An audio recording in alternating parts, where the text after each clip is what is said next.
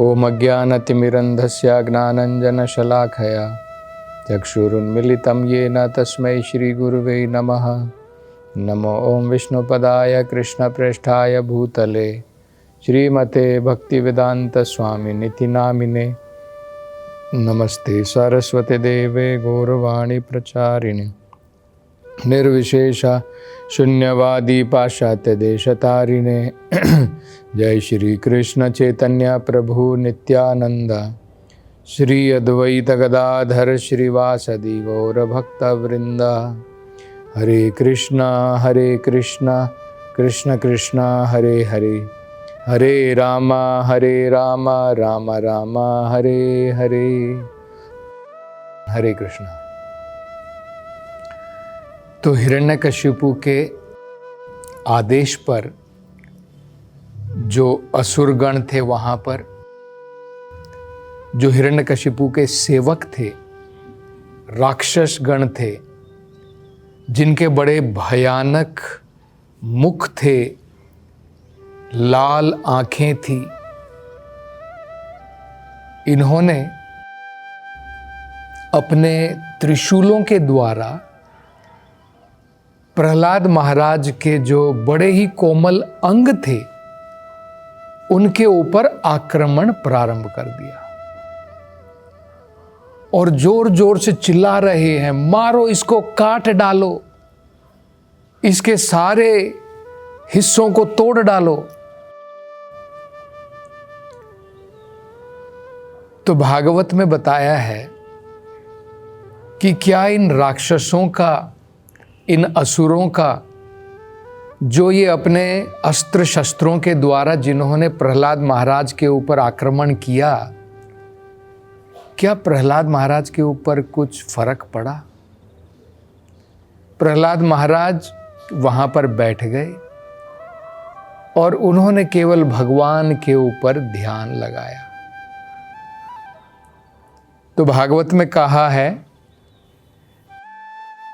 परे ब्रह्मणि अनिर्देश्ये। किनके ऊपर प्रहलाद महाराज ने ध्यान लगाया?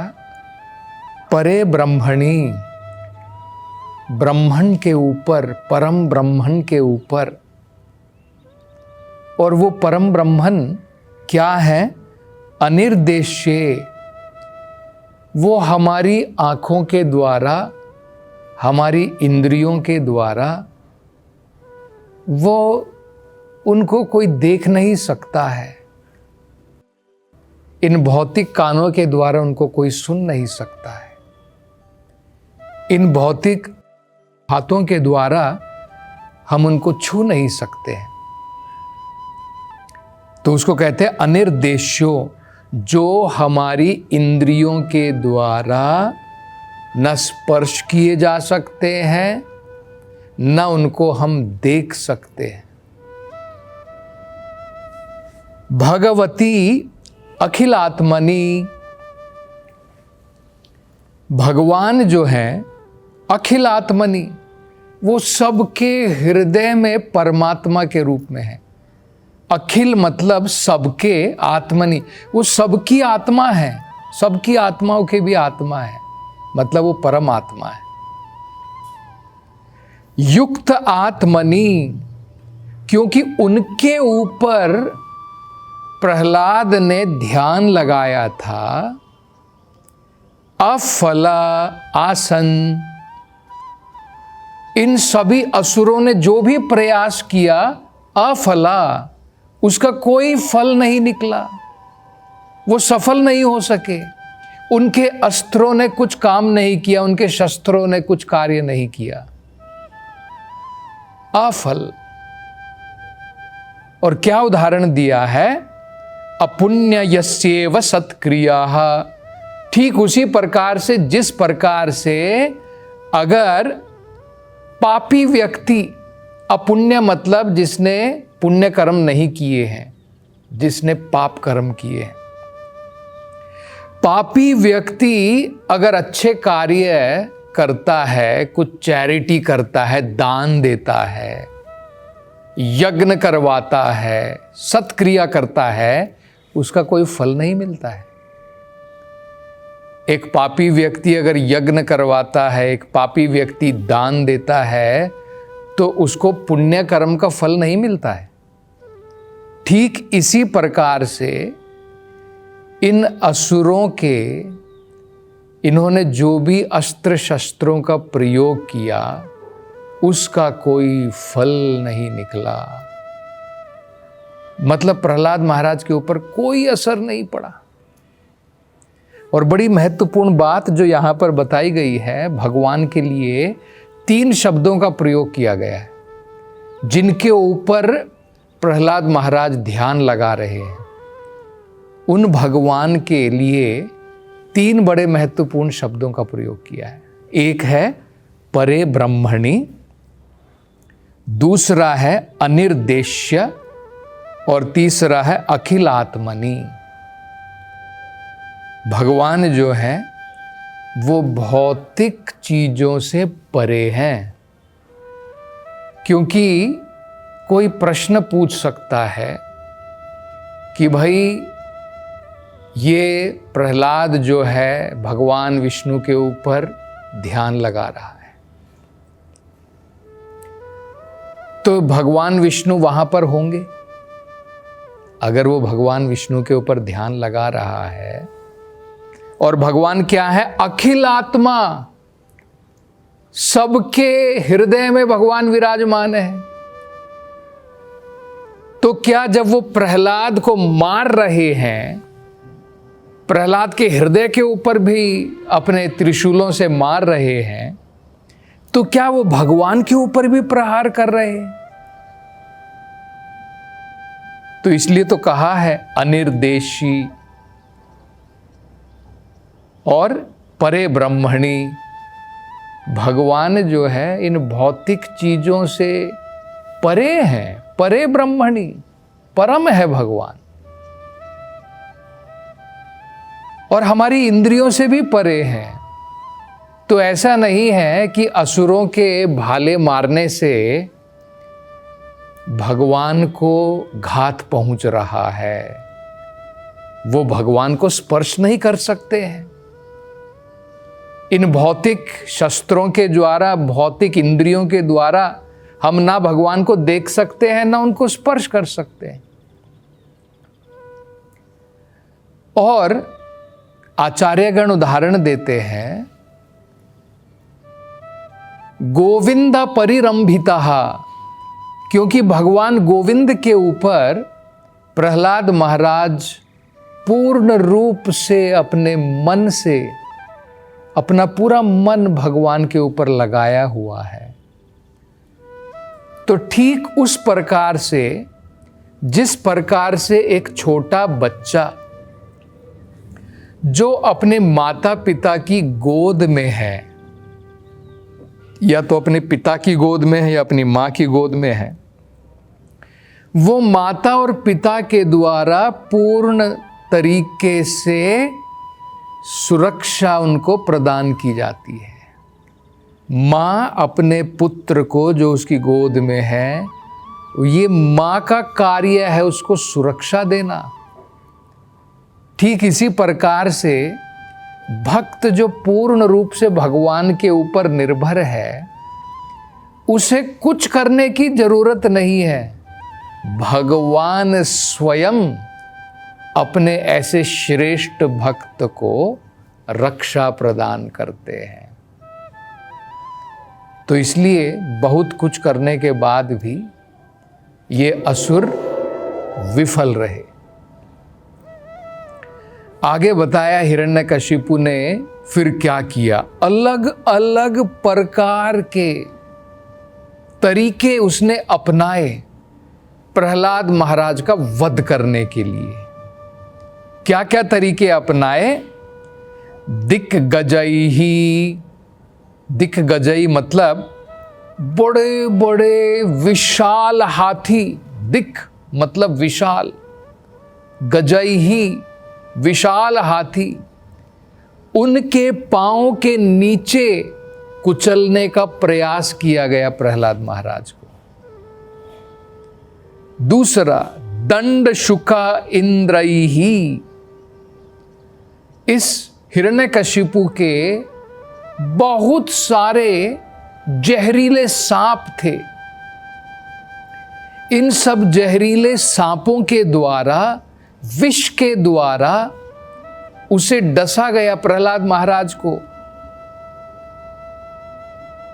फिर अभिचारा, अभिचारा मतलब अनेकों प्रकार के मायावी तंत्रों के द्वारा प्रयास किया गया प्रहलाद महाराज का वध करने के लिए।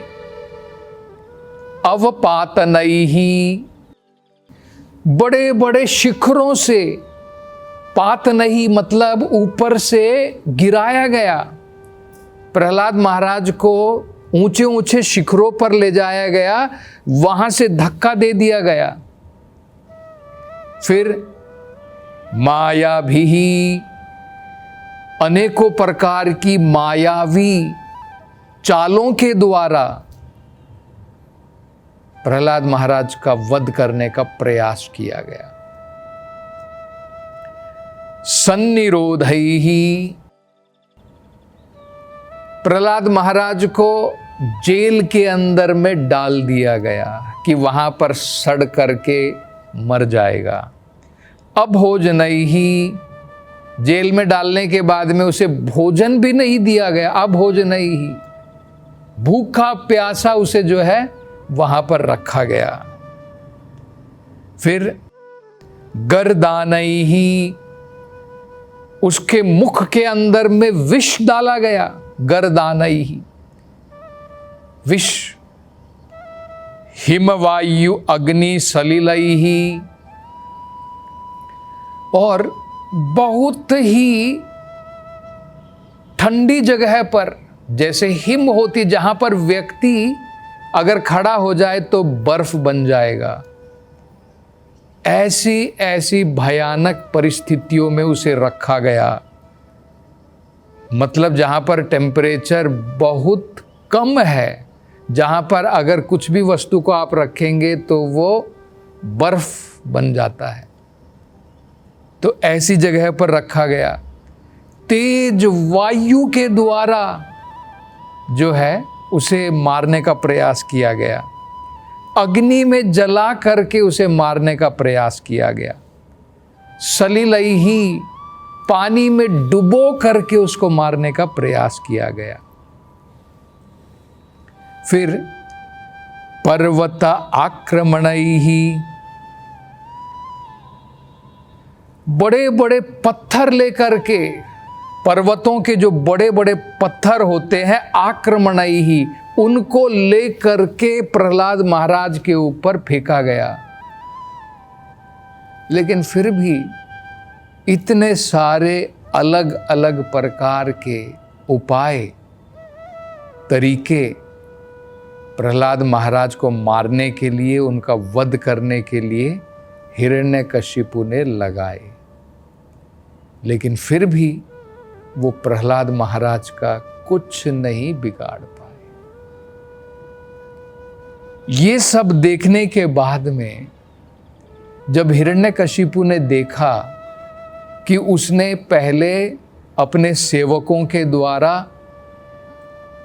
अपने जो असुर उसके सेवक थे, उनके अस्त्र शस्त्रों के द्वारा मारने का प्रयास किया, और फिर अनेकों प्रकार के प्रयास किए, हाथी के पैरों के नीचे कुचलने का, पहाड़ों से गिराने का, अनेकों प्रयास किए। जब उसने देखा कि उसके सारे उपाय सब विफल हो गए हैं, तो हिरण्यकशिपु बड़ा चिंतित हो गया,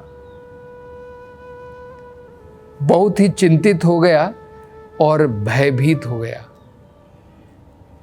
कि मैंने सब कुछ प्रयास कर लिया है, लेकिन ये बालक तो लग रहा है कि ये तो अमर है, इसकी कोई मृत्यु नहीं है। इतना सब प्रयास करने के बाद भी मैं इसे मार नहीं सका, मैं इसको कुछ नहीं बिगाड़ पाया। तो ये सोच करके हिरण्यकशिपु जो है भयभीत है, और बड़ा चिंतित है।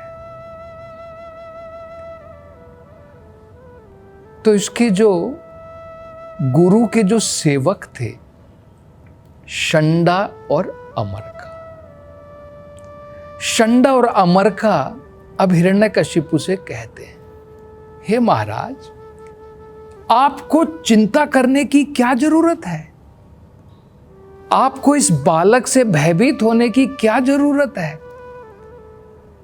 आप अगर अपनी भौहें मात्र हिलाते हैं तो दूर दूर तक के देवतागण भी, जो बड़े बड़े लोकपाल हैं, वो भी घबरा जाते हैं। भला इस छोटे बालक से आपको क्यों डरना चाहिए?